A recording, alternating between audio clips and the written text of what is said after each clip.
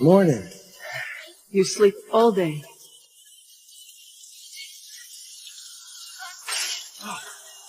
You sleep here tonight in this house? I kill you. I bash your orange head. Ты понимаешь? Yeah. I'm Svetlana.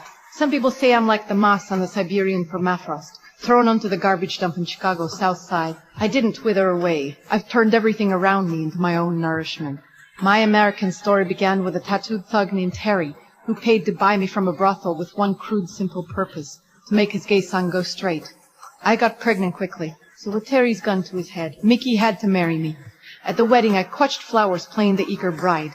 When I grabbed Mickey's hand on that stage, it wasn't for any damn warmth. It was purely to get this deal done as soon as possible. And just like that, I became a Milkovich in that house where no one spoke my language, reeking of sweat, gunpowder, and despair. I barely spoke. Later, Mickey and I hung a curtain in the alibi's second floor and started selling flesh. My body was my only capital. How much we charge? $50. Girls get 17. 17? Same as Sasha? At least over there we have walls, we have tables. Yeah, and we learned a valuable lesson. Anyone can jerk a cock. I jerk mine, he jerks his. Learn a unique skill or shut the fuck up. Вы такие тупые, я даже не знаю, куда я зашла. No one knows what the fuck you're saying. This fucking married life is nothing but a long, silent monologue. I am carrying his child, yet his heart is always with that ginger kid. I used to think I could numb myself and obey, enduring Mickey roughness and indifference and silence, until the birth of my son Yevgeny That when I found my anchor in this chaotic world. I started pressuring Mickey to take responsibility as a provider. Hey, no domestic abuse. Take it outside like everyone else. Come home. Or else. What I didn't expect was that Ian just had to crook his finger, and Mickey would wag his tail like a damn dog and run to him. So I went and dyed my fucking hair red too, just to see if I could mess with him a little bit. But it was all for fucking nothing. So you are a rainbow boy now? Fuck you do to your hair? You wear pink sweaters and stink of man perfume now? That's shitty and pink. What the fuck? You like the penis, yes? Not when there's tits directly above it. You want it up in your poop place? No, I don't. I want you to put it away. Put that fucking thing away, please. Thank you. I finally saw the truth and gave up for good. I resolutely gave up, abandoning this silly game of competing for Mickey. In my world, the rules are simple, feelings are a luxury, and survival is a necessity. As far as dramatic, life-or-death love affair with Ian, I couldn't give less of a shit. The only thing that matters is whether Yevgeny and I can survive this goddamn life. Life turning points in this godforsaken South District always come hard and fast. Mickey got locked up for his stupid mistakes. And the ridiculous thing is, I have to see that bastard. I gotta bring along his ginger boyfriend, otherwise he won't even look at me. Fuck. But what choice do I have, turns out? I've got business to handle in prison too. Dead or blind? Doesn't matter, either way. What's my cut? Same as last time, 50-50. You're just gonna sit back there the whole time? Lots more jobs coming in. We make a lot of money with you in here. Fine. Why don't you take the milk sucker and scramble and talk to Ian? Hey, in the eye, yes? Yes. In the eye. In the fucking eye, I got it.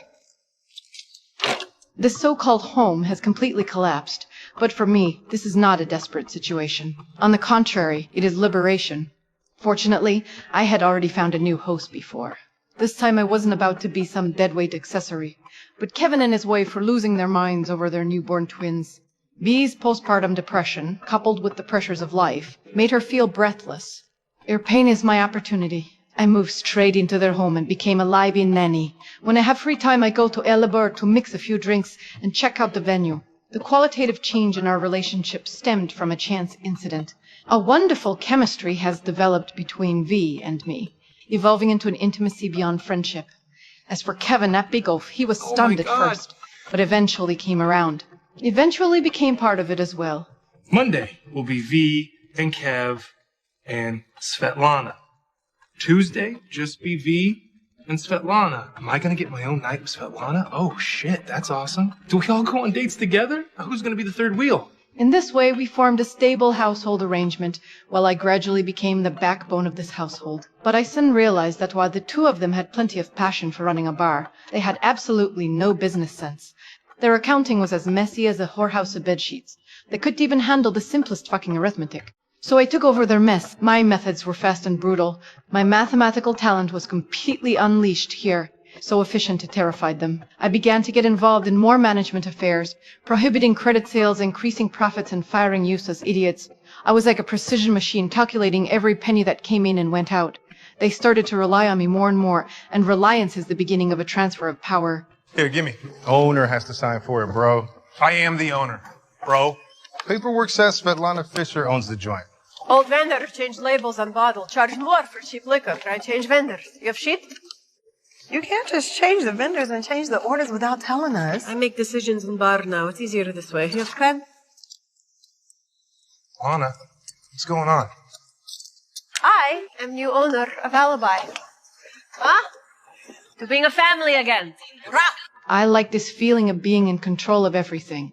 It makes me feel safer than any illusory love. I always thought Kevin and V were too emotional, totally unfit for business. They give out free drinks because of their overflowing sympathy, miss golden opportunities due to their constant laziness, so I took advantage of their trust in me and signed the bar's transfer contract, without them knowing a thing. Only I knew how to maximize Alibi's profits. After seizing the bar, I completely transformed it into a Russian-themed club feeding, made it half price for orders in Russian.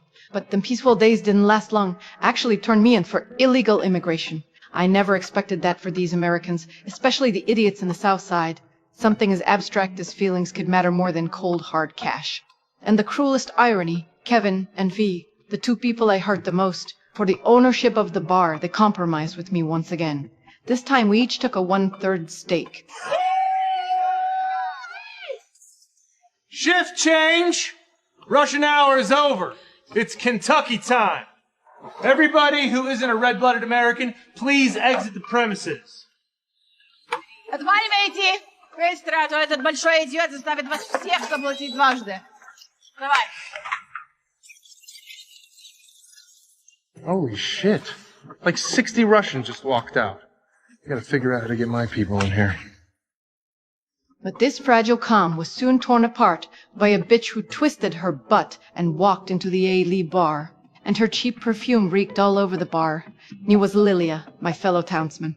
She was just a cheap whore scraping by under me, with lousy skills and absolutely no redeeming qualities. I kicked her out like trash. Who would have thought this defective goods I discarded back then actually managed to hook a sugar daddy with her bedroom tricks? And today she'd come here specifically to humiliate me. $4,500 for 40 pounds of lube and vagina cleanse. That prepaid. Now you are a ugly bottom feeder. When I watched her get into that luxury car and drive away, the pitiful bit of peace in my heart was completely torn apart. Anger, resentment, jealousy. All the emotions I had suppressed deep inside surged out in an instant. My so-called stable life was fucking worthless in the face of real money. I want to win. I want to win more thoroughly than she did. I started digging up dirt on that old man online. I need to know who my enemies are, where the money is coming from, and what dirty secrets they're hiding. You want to see what I'm doing? I'm looking up fact after fact about rich old fuck who's about to marry a bottom-rate whore who I helped smuggle into this country. She gets to have American dream, live life of beauty and privilege, while I sit here and get shit on by two ex-lovers who still treat me like a prostitute slave, who make me wear a vampire blouse just to strip me of the last bit of dignity that I still have. Kevin and V probably had a pang of conscience. They actually wanted to help me find a good partner to rescue me from this obsession, but their operation was simply disaster. The posts they put on the dating website were so authentic that they bordered on stupidity, portraying me as a woman who was ready to provide companionship services at any time. What would it run if you and I would have taken a walk out to my vehicle and you would keep me company for 30 minutes? $900,000.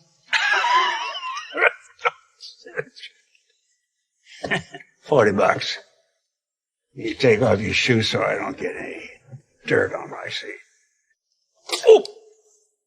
However, the men they matched me with were either looking for a prostitute or lecherous old men with filthy mouths. Dealing with them filled me with immense boredom and disgust. My patience was exhausted by repeated failed dates. With no way out, I decided to toss aside my worthless pride and go seek advice from Lilia, who was now a high society lady. Just as expected, that bitch was still the same, showing off her new toys one by one. Just as I was about to walk away, an opportunity fell right into my lap. During the brief moment when Lilia stepped away to answer the phone, her wealthy husband shuffled over, staring at this senile old man who couldn't even recognize his own wife. A bold and vicious plan suddenly sprouted in my mind. With Kevin and V's help, we tied Lilia up. I steal her wedding dress, I take her place at wedding, and marry rich old man with such diaper. You don't think he's gonna notice the difference? He thought I was her. He's weak in the head. Things went smoother than I expected, until an unexpected call threw us off. Lilia's mother was also coming to the wedding, and she was no ordinary old woman, but a ruthless survivor from World War II who stayed alive by eating human flesh. Fortunately, Kevin and V were loyal enough to bite the bullet and go to the airport to pick up this cannibal. Faced with this woman with a strong aura, we didn't dare to slack off at all. We directly gave the old lady 7 sleeping pills, which would make an ordinary person fall asleep with just 1. Finally, we dealt with this biggest threat.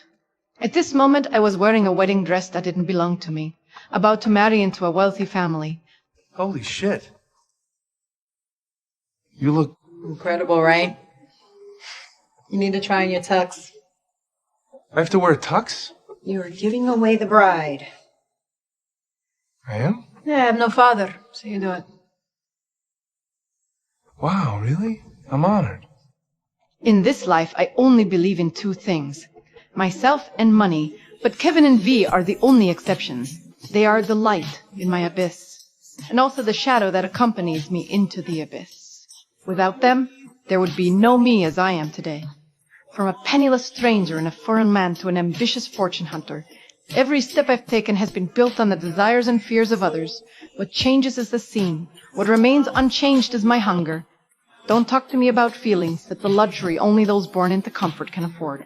I only understand transactions, exchanging my body for freedom, trading my wits for power. You can curse me, despise me, call me a prostitute or a cold-blooded swindler. It doesn't matter. Everything I've done is just to survive, to give my son a better future. I, Svetlana, have finally reached the so-called pinnacle of life. But this is not the endly. Me is a new beginning, because I know that holding on to all of this is far more difficult than attaining it, and I am ready for the next battle.